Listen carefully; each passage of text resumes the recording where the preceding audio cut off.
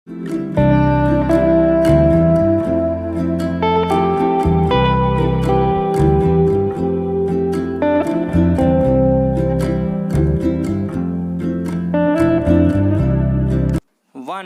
2 3 start. अंततः 2000 के नोटों को बदलने का काम शुरू हो गया। भले ही रिजर्व बैंक ने इस संदर्भ में सभी बैंकों को निर्देश जारी किए हों, लेकिन ऐसा लगता है कि उन्हें लेकर वे असमंजस में हैं और इसीलिए उनके तौर तरीकों में एकरूपता नहीं दिख रही है।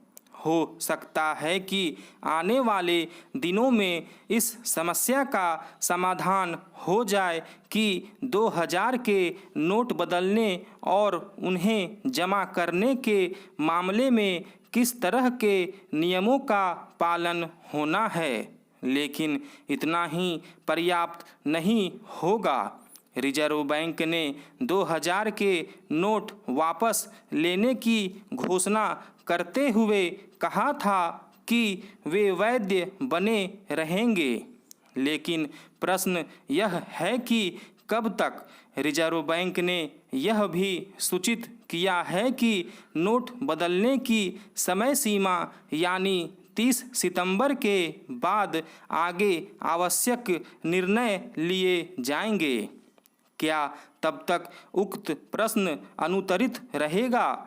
जो भी हो, यह उल्लेखनीय है कि पहले दिन बैंकों में नोट बदलवाने या जमा कराने के लिए ज़्यादा भीड़ नहीं दिखी।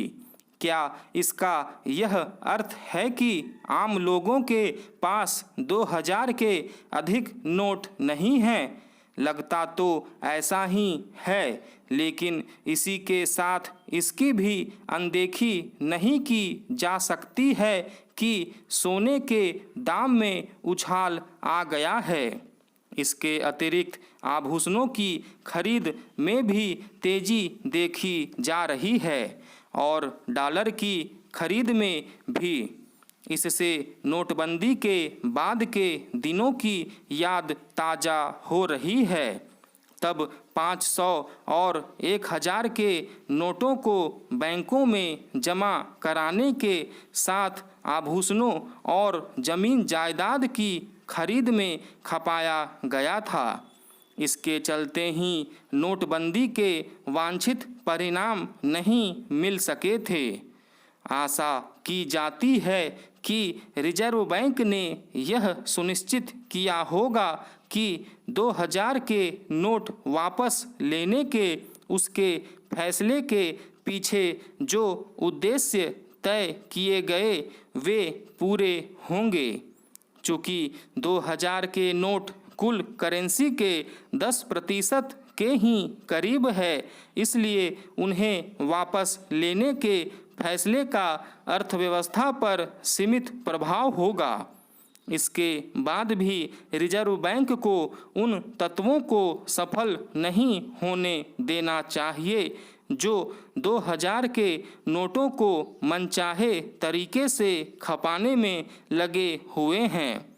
इससे यही पता चलता है कि 2000 के नोट काले धन का जरिया बना लिए गए थे। शायद इसी कारण कई वर्ष पहले उनकी छपाई बंद कर दी गई थी। आम लोगों के बीच उनका प्रचलन भी कम हो गया था, लेकिन यह नहीं कहा जा सकता कि काले धन वालों ने उनकी जमाखोरी नहीं की।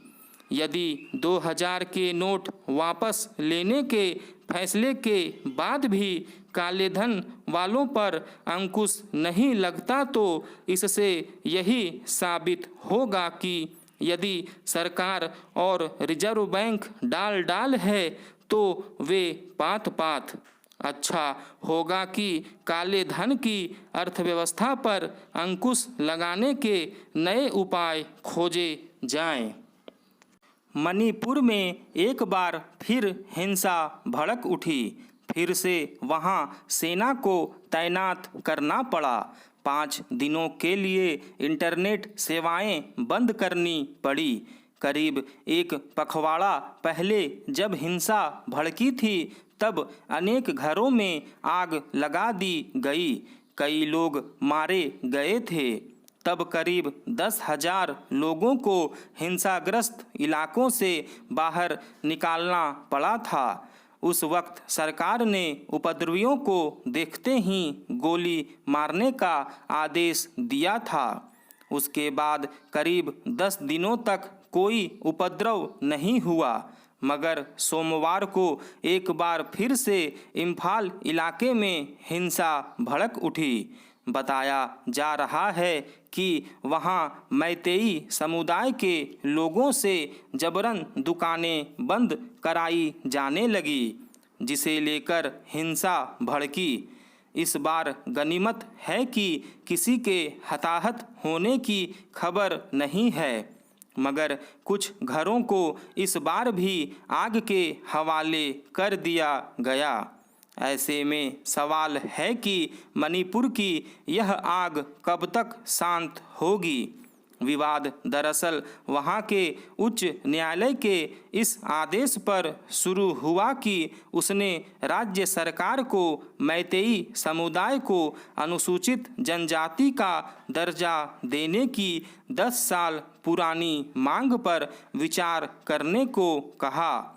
इससे वहां के मान्यता प्राप्त जनजातीय समुदायों में ऐसी आशंका पैदा हुई कि सरकार मैतेई समुदाय को जनजाति का दर्जा दे सकती है और वे उनके संरक्षित भूभाग पर कब्जा करना शुरू कर सकता है।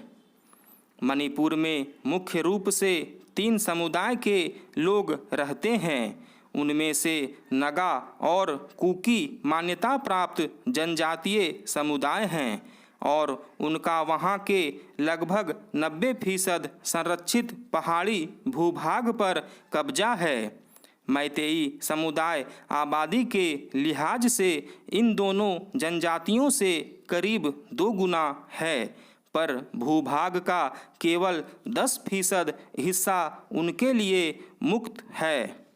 इस तरह वे मुख्य रूप से इम्फाल इलाके तक सीमित हैं, मगर मैतेई समुदाय हर दृष्टि से प्रभावशाली है। राजनीति में इसी समुदाय के विधायक अधिक हैं, 60 में से 40। फिर प्रशासन में भी उन्हीं का दबदबा है। वे बरसों से मांग करते रहे हैं कि उन्हें भी जनजातीय समुदाय का दर्जा मिलना चाहिए।